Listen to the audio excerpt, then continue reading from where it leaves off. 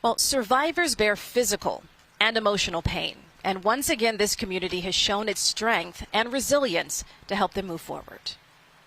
If you've seen one mass casualty, you've seen one.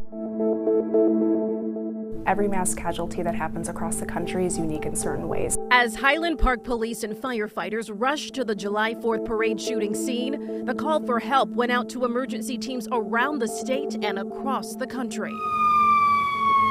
And they responded, bringing their own special set of skills to help the victims. It is a huge collaborative effort. The FBI is known for its role investigating crimes like this, but the Bureau's victims response team also played a key role in the days and weeks after. I think that the victim services being in existence is a surprise for a lot of people. The team created a family assistance center where victims could get all the help they needed under one roof.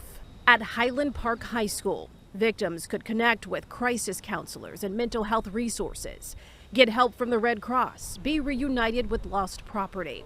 It was a safe space for law enforcement interviews with the youngest victims. We had a line out the door. Over those 2 weeks that we were there, we made almost 1,600 contacts with individuals.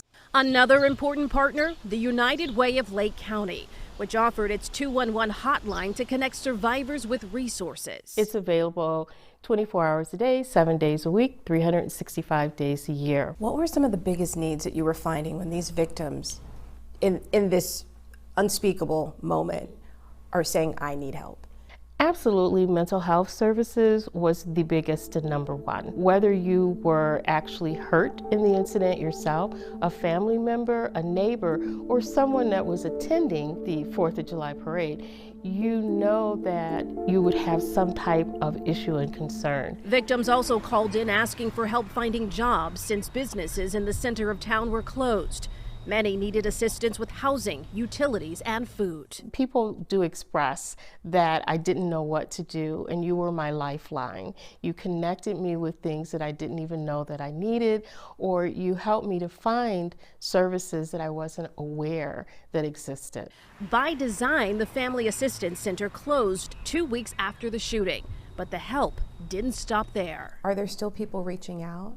Absolutely. We were told whatever you start, be prepared to do over the course of the next 3 years, because it takes time, that ripple effect, before people really say, I need help, or this is still bothering me, or I still have needs. Where do I go? I'm ready to ask for help now. It's a transition Neil Pereira in Las Vegas knows well. In 2017, after a gunman opened fire from a hotel window overlooking a concert killing 61 people, she created the Vegas Strong Resiliency Center. It's still open nearly 6 years later. Illinois officials reached out to Pereira's team for help forming one in Highland Park. The community is really looking for a leader in a response like this and, hopeful messaging.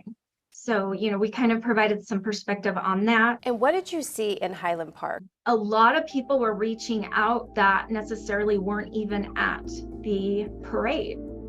The ripples really went through the local community there, which I think makes a lot of sense because it was a community event that any one of them could have been at.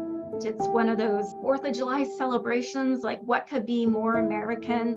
I always try and bring a message of hope that healing can and will happen. City leaders say they'll be leaning into the community's strength this 4th of July as they take back their parade route on Tuesday.